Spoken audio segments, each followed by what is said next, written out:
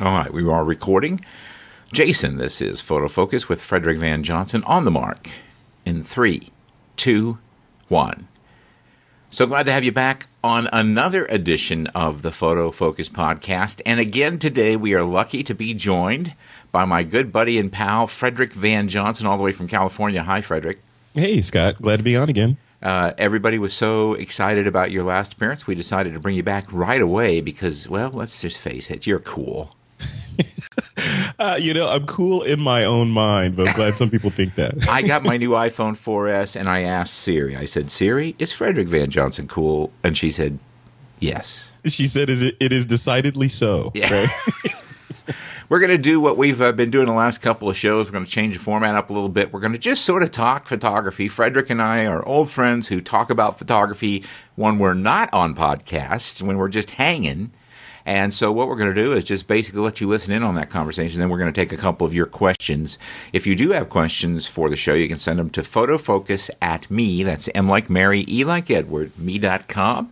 Can't guarantee you we'll answer them because, frankly, we get thousands of them. But we'll pick a couple of the pithy ones. If you include your name and town, and it's short and sweet, and there's just one question, you increase your odds of getting it on the show. If you ask me a 10-part question, there's about a 10 billion% chance that I will not answer it. So I'm just saying. Today's show is brought to you by ViewBug. ViewBug is the place to go for photo contests. It's a community that awards, promotes, and shares photography. One of my new favorite places for contests. I have found so many fun contests there. And I want you to know that you want to pay very close attention to the photofocus.com website because we're going to be announcing a contest at ViewBug next week with more than $10,000 worth of prizes. Nice. Yes. Wow. So, can I enter that, Scott? No. Sorry. And also today's show is brought to you by Animoto. That's my favorite way to share my work when I want to send a slideshow to somebody. If you ever watched MTV, and I can't imagine you haven't, and you see all the cool cuts and transitions and animations, they do that for you over there at Animoto. It's as cheap as free and goes all the way up to $250 a year. You can try it out at Animoto.com. There are banners for both those fine sponsors available on the Photofocus site. Frederick, let's talk about iPhone first today. I got my iPhone 4S, the 8 Congratulations. the 8 megapixel camera. I'm going to tell you right now, it just stunned me. It stunned me how good it is. And I at CES we had people making announcements like Minox saying we're going out of the digital camera business because anybody in the $200 and under category's got real competition from a $200 cell phone. What do you think? I think that's a wise decision for them. I think in a lot of ways that before when iPhones first came out, it was a whole thinking that, wow, this camera's pretty good. It's good enough. Maybe I can start leaving my point and shoot at home. And then now with this 8 megapixel camera in here, it's more than good enough. I mean, because you have in the palm of your hand, Scott, you have a really good camera. You have a software processing engine. You have lighting, and you have connectivity to share it with the world. So all that stuff comes together like in no other place. On other smartphones, yeah, but like in no other place can you go out and take a picture of this great landscape and do all this magic stuff to it, stitch it together, and then before you leave that place, thousands of people, or in your case, hundreds of thousands of people, could have seen that, shot before you even finish enjoying the view. So I think that's the magic of iPhone photography and portable mobile photography. But the thing that stuns me, Scott, is that we are in February of 2012, and you're just now getting this phone with. Well, here's the thing. What's going on? Well, I'll tell you what happened. I was kind of waiting to check out. I moved to Las Vegas, and when I moved here, I decided to change from AT&T to Verizon because AT&T's famous customer service motto, "We're not happy until you're not happy," had driven me away. And then I wanted to see how Verizon would do. And everyone talks about how great Verizon is, and it is great, except, it doesn't work at my house or at my office or on the Strip. And those are the three places I spend most of my life. So I decided to get rid of that. So that was an excuse to then go ahead and move to Sprint, which has the best coverage, in my opinion, in the city of Las Vegas, and that's when I went ahead and got the 4S. Yeah. But I will say that I heard from you that that apparently there's going to be a school with a class on iPhoneography. Yeah. The school in London, and we touched on this a little bit before. The school in London has decided that they need a full curriculum on iPhoneography. And I don't even know if that's a word yet, but we're going to say it's a word. I'm going to scratch that. On iPhone photography. You know? Because I don't think, and I want to talk about this. I was looking forward to talking to you about this guy, because the whole idea of iPhone photography, yeah, it's great. These cameras are great for all the reasons that I mentioned earlier, but it's photography, right? Yeah, I mean, exactly. you're not saying that, hey, look, the new Nikon came out, so I'm a Nikonographer. It's you are a photographer first and foremost, and the tool that you use shouldn't matter. I don't know. Yeah, that's just me. But yeah, they have a whole curriculum out there that's about how I think from my perspective, I think that they're being clever marketers at this school, and they're just trying to ride the wave of iPhone adoption to get people to take the class. And then once they get them into the class, it'll be a bait and switch, and it'll end up being about lighting, exposure, and composition. Right. But still, the thing is, if you were, people are all the time asking me, how can I get the most out of my iPhone camera or my Android camera or my whatever camera that's in their smartphone? Yeah. And the answer is really quite simple. Treat it like you would any other camera. Pay attention. Be respectful of the camera. Look at the settings. Learn how to use them. Be careful how you mount the camera. Buy one of the cheap adapters that lets you put it on a tripod. Make sure you have good light and good composition. With all those things, even the older iPhone cameras produced publishable photographs. So yeah. If you have a point and shoot, even, it's the same thing. People say, well, all I got's a point and shoot. Well, if you treat a point and shoot, let's say you get the new Nikon P7001. I think that's the new number. I can't keep track of them all.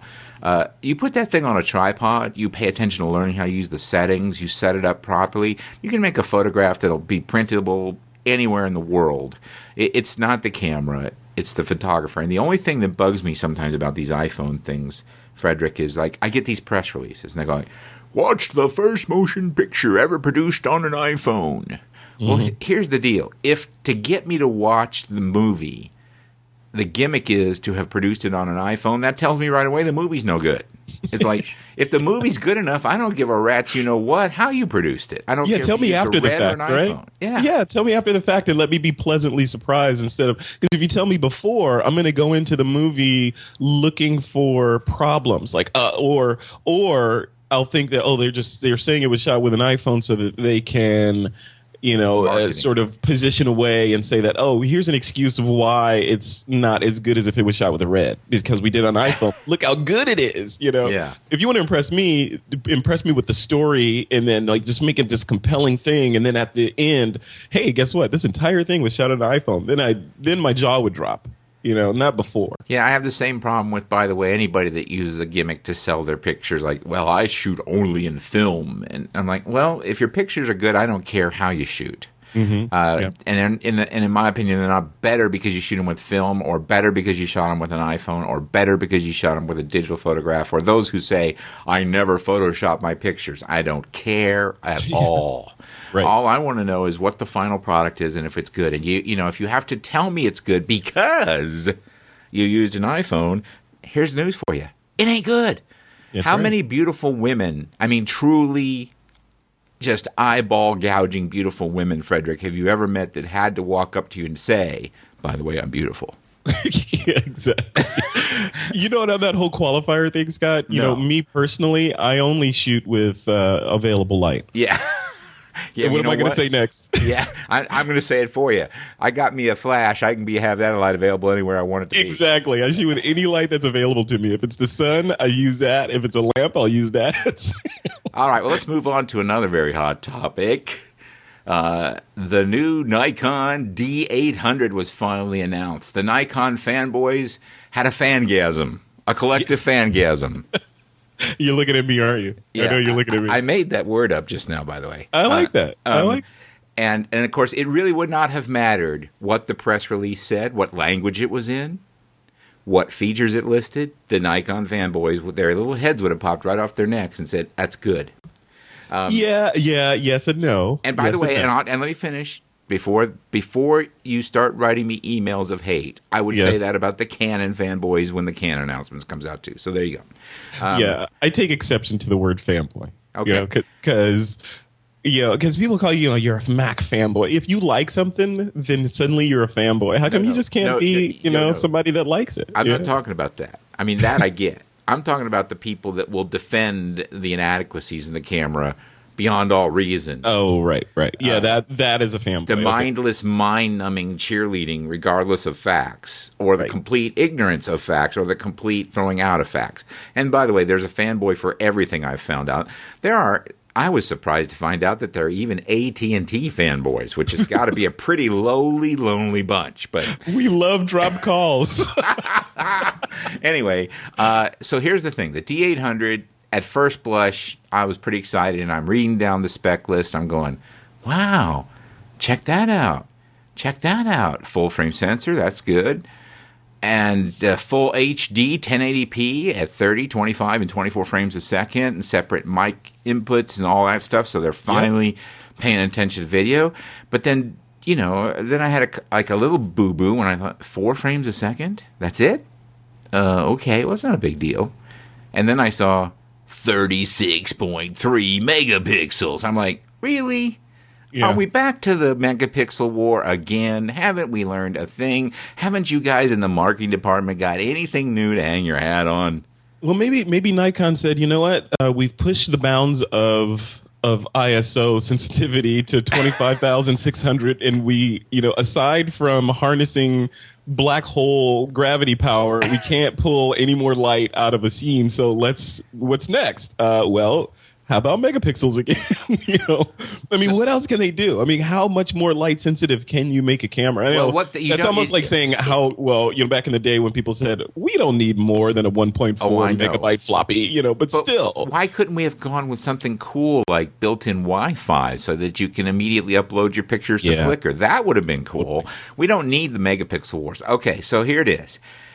You can hate me all you want, and before you say that I'm a Nikon hater, you can come visit my closet where you will find 5 Nikon D3Ss, 1 Nikon D3, 1 Nikon D7000, 1 Nikon P7000, 1 Nikon P7100 or whatever the new one is. So I got plenty of Nikons. And 1 inch of dust on all of them. Well, I got dust on everything around me, dude. I'm old. So I'm not against Nikon, but I am against putting 36.3 megapixels onto a sensor that used to hold 12. And then being told somehow it'll be okay. Because last time I checked, E still equals MC squared. Physics is physics, folks.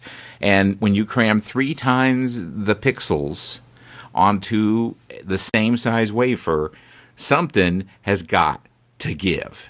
Yeah, but, yes, I agree with that. But in the defense of Nikon, we haven't had this camera in our hands yet. So no, we haven't, but we sure have seen some sample photographs. We've seen samples, but you can't make any determinations until you actually shoot with it. I mean, and throw the images into Lightroom or Aperture and zoom in on the eyelash and say, "Holy crap!" I zoomed in on the eyelash of the image that they provided me, and I said, "Holy crap!" All right, but it was the wrong direction. It was. As far as I was concerned, it was fairly detailless. But look at this guy. Like, look at it from a different perspective. I'm looking at the Nikon site right now. I'm looking at the camera, and I'm thinking to myself, back in the day, and I hate using that phrase, but like back when we were happy with, say, a Nikon F3. Or an FM2, and we were doing some crazy, insane work with the limitations, almost like what we're doing with the iPhone now, because you're limited, I understand. But back then we were creative. We're like, oh man, let me do this. Let me put it on a tripod. Let me try this. Let me get some star trails and all this crazy stuff. And now we're like complaining that Nikon has given us 36.3 megapixels. I think we're missing. I think we're both at fault, both Nikon and the consumers, because I think Nikon has their company, right? So they got to make money. They got to find new and exciting ways to get us to go buy their new latest gear. So, okay, they have to do that. But on the photographer side, this is like I mean, it's like, okay, looking at this camera, it's like, okay, I need a new Porsche to go through the drive-through at McDonald's, you know? Well, if you'd seen that girl that works at the McDonald's over on Eastern, you probably would agree. But okay, now here's it depends on what kind of Happy Meal you want. Right? Ooh, send your cards and letters to Frederick Van Johnson, please. Here's the thing. I did in my quick take on photofocus.com say that I do reserve judgment. I will wait to see the final thing. Mm-hmm. I know that they are doing tricks these days with both the processors. The back end part of this system is the X-Speed processor, which does a lot of fancy gimmickry to make things look better. And I know that they have created some technologies that enable the pixel sites to gather more light, so that probably accounts for an increase, let's say, of 1.5 times the pixels. Let's say you could have gone from 12 to 18 maybe, but to go all the way to 36, like I said, I'm willing to make final judgment after I see the camera, but I don't need to go out with a spectrometer to figure out that the sky's blue and the grass is green and up is up and down is down. I mean, physics are physics, Frederick, and there's just no chance that this camera can be as noiseless as it would have been at, let's say, 18 megapixels. And remember when we were all enamored with the LS3 point and shoot because it had fewer megapixels than the Canon? Remember that? Yeah. Yep. See, I'm thinking this would have been their opportunity to really siphon off a bunch of 5D Mark III users, because there's no announcement on the 5D Mark III, and had they seen this D800 and it came in at, let's say, 18 megapixels, they'd have jumped like crazy. But now they're all saying what a lot of other people are saying, 36 megapixels doesn't make sense. Now, what may happen is that we may get this camera and they may have created some technology that's fooled us all. We look at it and go, dang, it works. And I'm open to that. And I do think it has a lot of potential if you're a portrait photographer, because detail is less important to portrait photographers, because actually Granny doesn't want every one of her lines and wrinkles showing in the portrait. Well, no, I would yes and no. Granny does want the line showing in the portrait? Granny does not. Okay. But a portrait photographer, let's flip it to the other side. The retoucher of those images needs those pixels to be able to adequately remove the Granny's wrinkles. Oh, that's what. And you don't want to capture them. You want to capture everything that's in the scene and then have the power later to manipulate and massage those pixels. So that's why these high-end fashion magazine photographers are shooting with phase and all that stuff, because they need all those pixels. I think we're making the same point. I'm saying it does make sense if you're a portrait photographer to have this 36 megapixels. Oh, okay. Gotcha. I get that, because you're right. It makes editing easier, and detail isn't as important. But and obviously they're not aiming this camera at people who, like me, shoot birds, because at 4 frames a second, that's a laugher. I'm getting the D4. I'm having the first D4 in North America on my desk. Period. That's happening. So, don't call me a Nikon basher, because I'm buying 5 D4s, okay? I'm just saying the D800 has me really confused. I don't understand the marketing decisions here. I'm hoping Nikon can convince me I'm wrong. I am very excited about the video. Now, here's the other thing. On Twitter, a whole bunch of alleged Emmy Award-winning blah, blah, blah, blah, blah, blah, blah cinematography people were telling me, oh, we need these 36 megapixels for this and this and this to get a better video shot. Followed up by people like Philip Bloom and other respected video people saying, no, that's all balderdash. Yeah. So we're right back to the I hate it, I love it, I hate it, I love it, pick your side. Which is all moot until you actually get the thing in your hands, right? When I have one in my hand, and I will have the first one available that I can get. I mean, the day they're shipping, I'll have one. I will do a thorough test, and I'm hoping to be convinced to buy the camera. Now, Scott, you have 1 foot in video and 1 foot in still. So, looking at this camera with a videographer or DSLR video shooter's hat, how do you think it stacks up to the Canon? I think Nikon is pretty much caught up to Canon, although, again, I'll get a million emails from super tech geeks that'll explain to me one tiny little thing that's not as good on this as the Canon. I think to the naked eye, here's where I'm making my judgments. I've seen the video that they put together with this camera, and I've seen the stills they put together with this camera. The stills leave me thoroughly unimpressed. There's not enough detail in them to suit me. The video, on the other hand, knocked my socks off. So I would say if you are into video, this camera goes a very long way towards solving all the problems. So Nikon just sort of ignored video for 2 years while Canon just took over. Mm-hmm. Or maybe they let Canon do their market research for them. Well, that's possible, but I'm thinking back to a couple of CESs ago, and or PPAs, I can't remember where it was, where the Canon booth was nothing but video. Mm-hmm. I mean, it was all video all day, all the time. And in the Nikon booth, they they had good old Tom Bowles showing his nature pictures for the 4,000th time, and there was like a 12 by 12 inch frame with the word "We do video too" somewhere around the back of the booth. And that was about as much attention as they had paid to it. Now they've really ramped up. On paper, this baby looks very capable and very affordable as a video camera. I do want to say and commend Nikon for saying that this camera is coming out with a list price that matches the D700's list price when it launched. Isn't that crazy? Yeah. It's $3,000, camera, right? Yeah, it's $29.95. Now, we all know that the D700 eventually fell to about $2,500, and I guess that'll happen here too. But anyway, that's the hubbub about the D800. We're going to go on to something else real quick. But I do want to mention that if you want to test these cameras on your own and you do not want to buy them, there's a great place to do that. It's called borrowlenses.com. It's an online camera gear rental megaplex. They've got everything. You can rent. You can even, I tell you what, they take care of everybody, even the 5 or 6 of you that use Sony. Oh, you really want some hate mail, don't you? Hey, I get lonely without it. They take care of everybody. If you can name a brand, they've probably got the lens, the camera, and now they've even got red cameras. They've got cinema stuff. They've got everything you need. If you haven't looked at their website lately, you really need to go borrowlenses.com. And also, in my humble opinion, well, I don't really have a humble opinion, so in my opinion, thank you for saying that, because I was going to say that. SmugMug Pro is the way to go if you want to sell your photos. The professional photo sharing there is geared towards professionals. It's all about selling your pictures.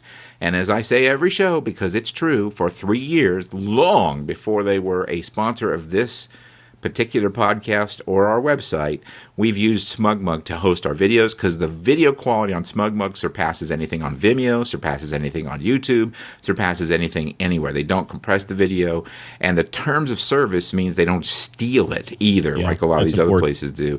You really need to check out SmugMug if you're either selling photos or doing video. There are links to all these sites at photofocus.com where we host all kinds of photography information 7 days a week, 365 days a year, and we have since November 2nd, 1998.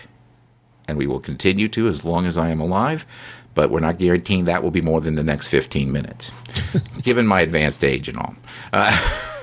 You're right. Scott, you're like what? You're like 42. Come on. Yeah, I got shoes older than that. Anyway, I do want to talk about one more topic, Frederick, that I think is important.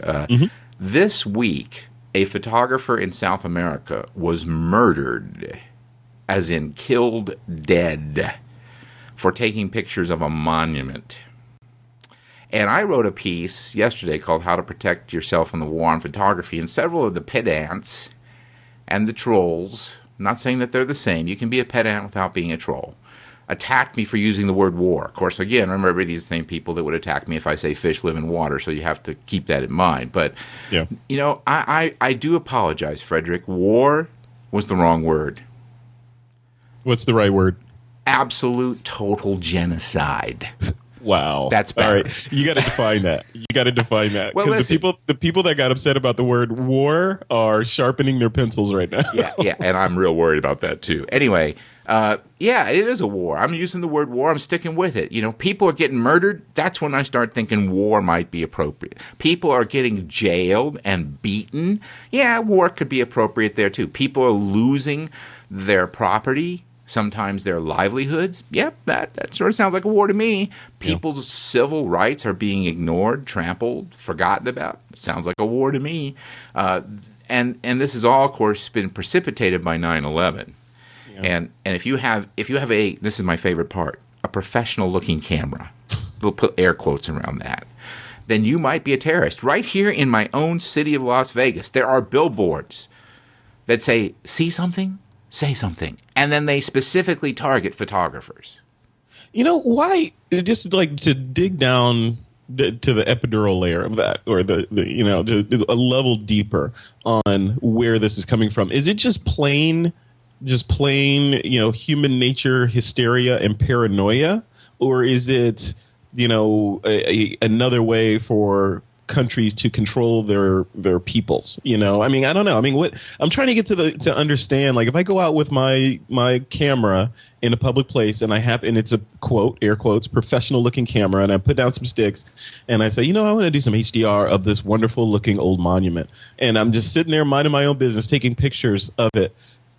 Have we gotten to the point now where me doing that is suspect and I'm now documenting that building? And if I was a terrorist, that's how I would choose to document it? Is it? Yeah, yeah. Well, like standing there with my tripod in front of the building. Yeah, that's how all terrorists work. They draw attention to themselves. They make sure everybody sees them. They ignore the fact that the plans of that building are all available on Google. The pictures of it from both an aerial and topographical view are available on Google, and that you can take a look at it on all four corners with Google's drive-by. So they ignore all that, and they go in terrorist school. In terrorist school, they're probably saying, okay, you need to get a Scotty vest, you need a baseball hat, with a camera on it, and you need a tripod and a professional looking camera, and then you will be stealthy. Well, I've interviewed Justice Department officials, police, municipalities. I've challenged people in the United States to provide me with just one piece of documentary evidence that shows photography played a key role in even an attempted terrorist attack. So far, no takers. Yeah. Here's what it is. People, for a long time, people kind of don't. There are two groups of people. There are authority figures that, there's been a battle between the police and the fourth estate, i.e. the press, forever. If a cop knocks a guy off a bicycle like that one that you can find on YouTube, or stomps on his head like they just did here in Henderson, Nevada, and it's on video or there's stills of it, they don't particularly enjoy the fact that they've been busted. So yeah, they use any excuse they can to hassle a photographer. But you have the normal citizens, and I don't think in their heart they really think you're a terrorist. I just think they're busybodies, they're nosy, and they don't like it that you got a camera, and so they go tell on you, and it makes them feel important. I really don't know. I'm sounding cynical and difficult on purpose here a little bit because I'm trying to get a rise out of people, but I really don't know. I'm shocked that people think that a real terrorist would go to the trouble of buying all that gear. If a terrorist is going to do it, they're going to use an iPhone.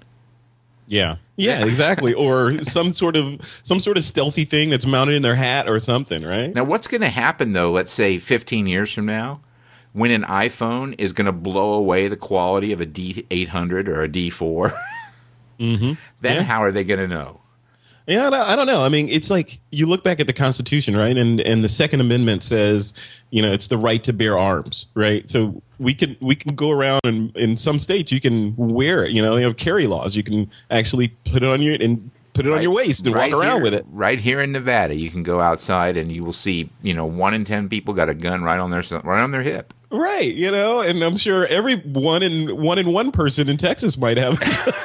I think it's supposed to be 2 guns for every person. Exactly, you got to have this side. I think in order to get a birth certificate in Texas, you have to have 2 firearms. There you go. I'm not sure. But when the founding fathers of this country put the Constitution together and they came up with the Second Amendment, the right to bear arms, I'm sure they weren't thinking about photography at all. So we consequently have no rights when it comes to photography. It's whatever, there's no freedom of speech. There's no freedom to shoot. It's just, whatever that local. We actually do have we have the rights, Frederick. They've just decided to usurp them. And yeah. Do we really? Where is it written that says you are allowed to shoot? Where you are allowed to shoot pictures freely of whatever you want to shoot. There's no right to. There's no right to shoot pictures of whatever you want to shoot, but there is a right. For instance, if you do any research with a couple of organizations that have been at the forefront of this, ASMP, the American Society of Media Photographers, the National Association of Professional Photojournalists, NAP, and the ACLU, all have done work establishing that photography is a protected Second Amendment right, and in a public place, on public property, people who stand in public property have no right to privacy, so you can take their picture and they can't stop you. Now, there are other more complicated rights we would need to get a lawyer on to talk about the rights of publicity, the right to use the photograph commercially, but to take the picture is not illegal in a public space. And what has happened, there have been some organized groups that have gone, for instance, down to places in L.A. and New York where they've stood on public property and taken pictures of the federal bank building and had the rent-a-cops come out and say, you can't do that. And they're like, yeah, I actually can.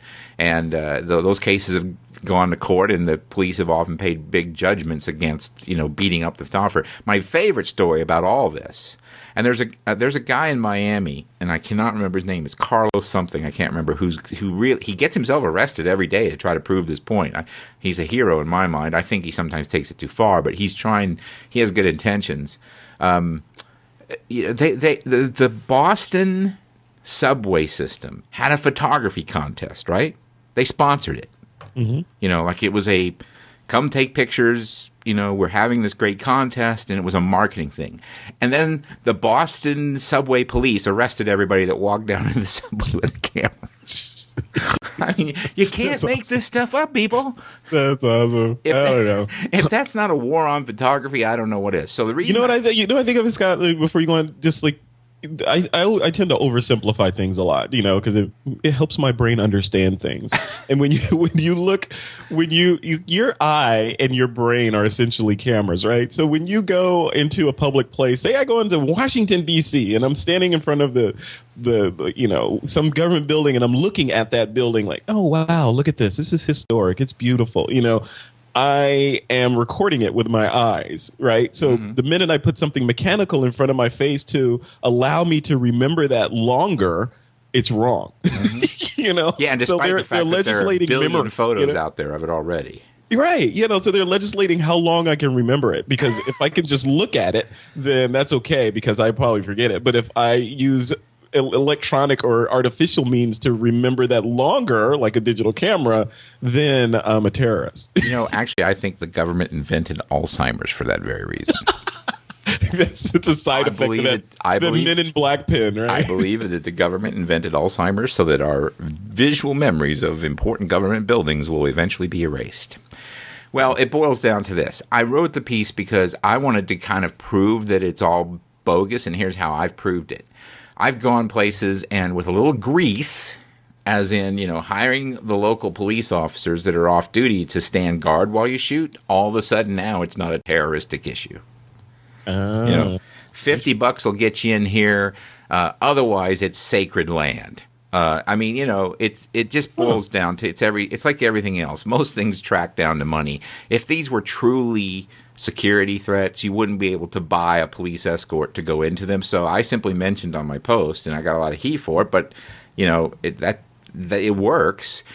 Whenever I'm going someplace where I think I might get hassled, I just call the local police union, find out how to hire an off-duty officer. He stands there with me, and I can do anything I want. Yeah. And if you don't have the money, now several people attacked me because I said this, and they said, well, yeah, you can afford it, we can't. I did offer an alternative in the article if you'd have kept reading, and the alternative is you don't have to hire a police escort. Sometimes you just go tell them what you're doing, and that'll be enough to get them to leave you alone. I use this tactic whenever I go into a national park, even though I have an absolute right. It's in the code. By the way, you were asking where these rights are established. There's a thing called the CFRs, Frederick, the Code of Federal Regulations. You can find them in any public law library. And there are CFRs that specifically pertain to photography in national parks.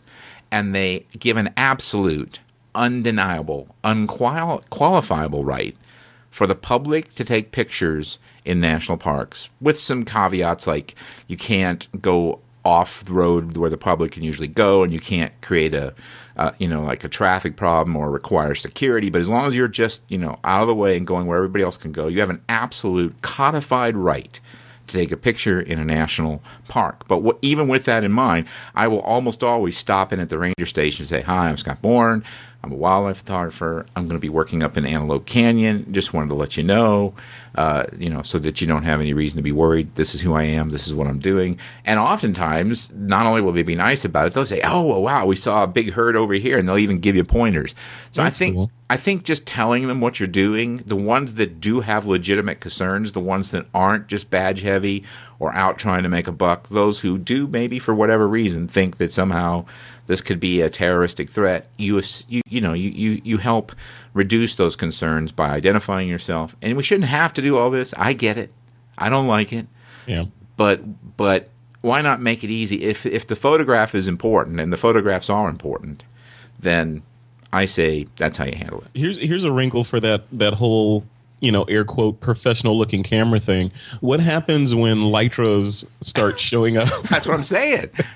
Yeah, like because they don't look like professional looking cameras. They don't even look like cameras. It's like I've got this little thing that looks like a kaleidoscope, and I can see your heart beating with it. I mean, exactly. It's going to really make it hard for Paul Blart Mall Cop to arrest you.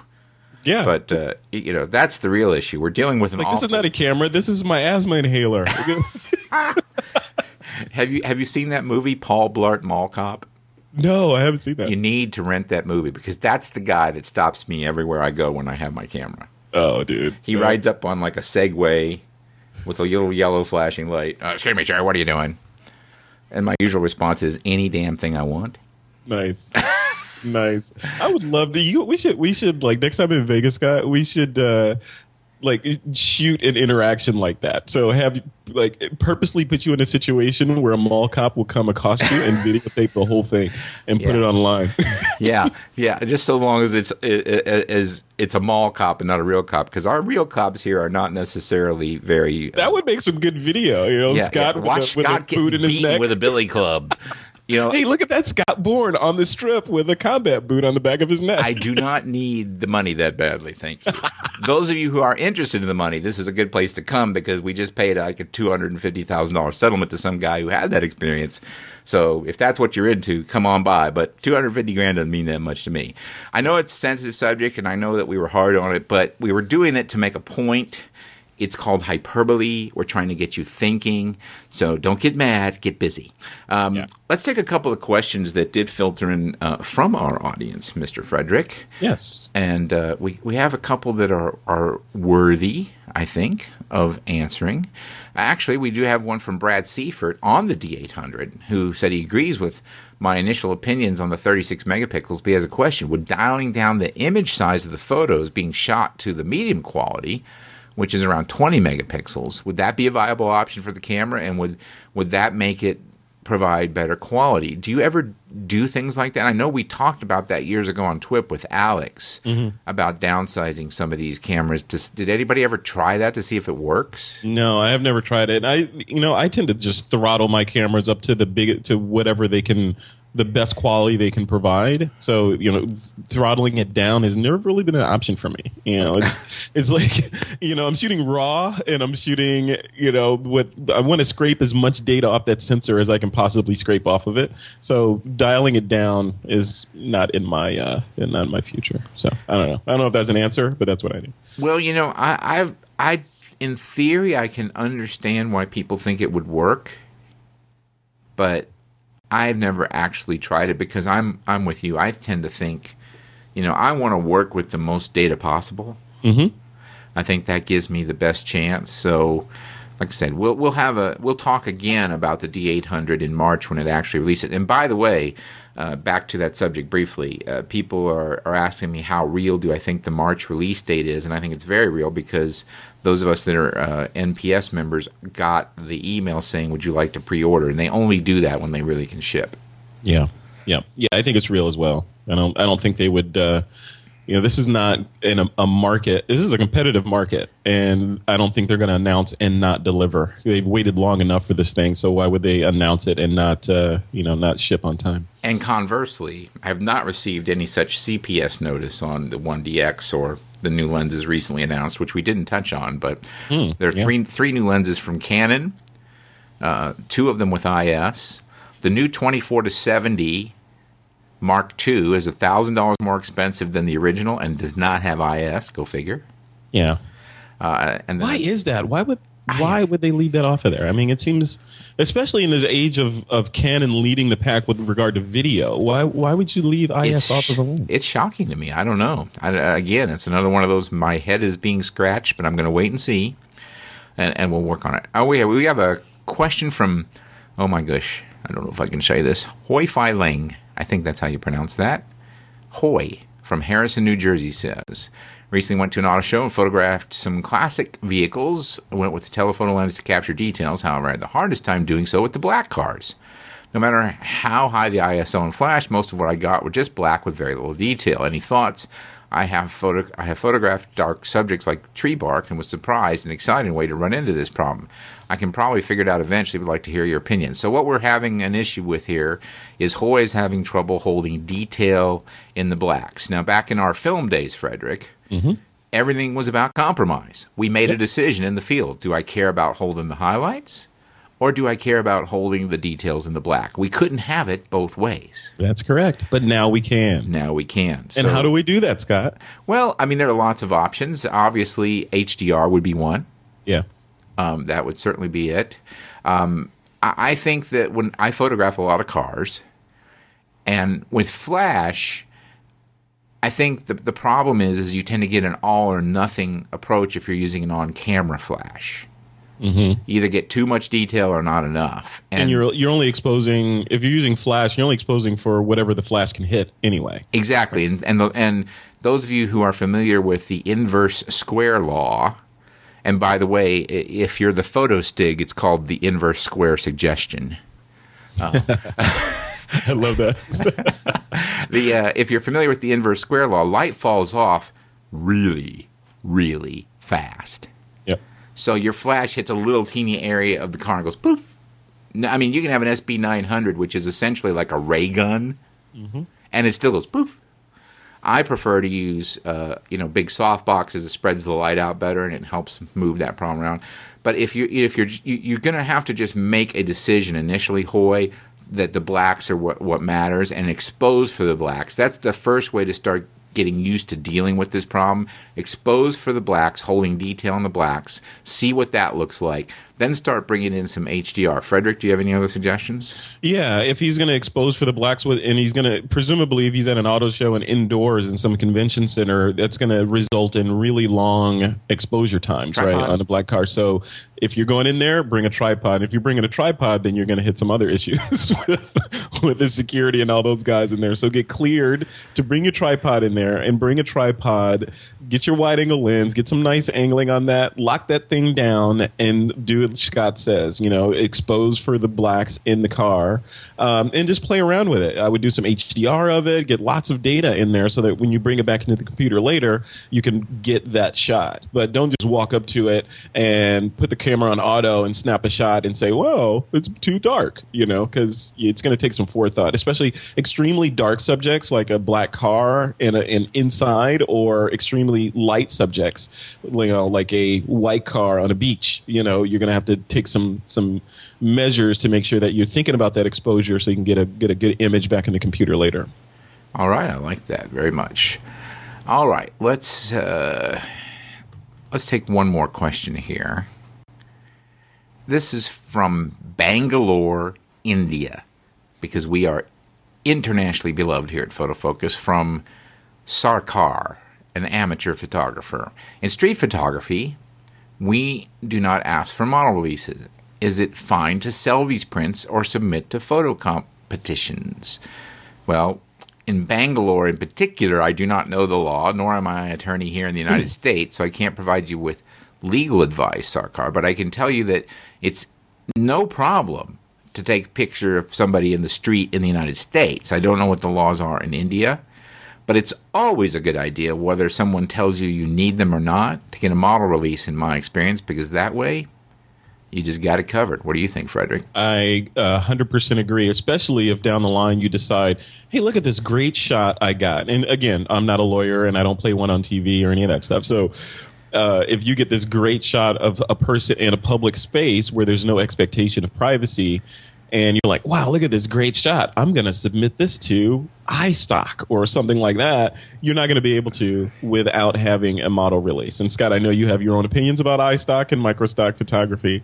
Notwithstanding that, if you want to use it for anything commercial, they're going to and there's a recognizable person in that shot, regardless of the expectation of privacy, they're going to require you to have permission from that person to use their likeness in this commercial application. I don't hate on iStock. I would never myself try to make a living that way because I think my photos are worth more than 50 cents a piece. But I have friends who I admire, trust, respect, like, and care about.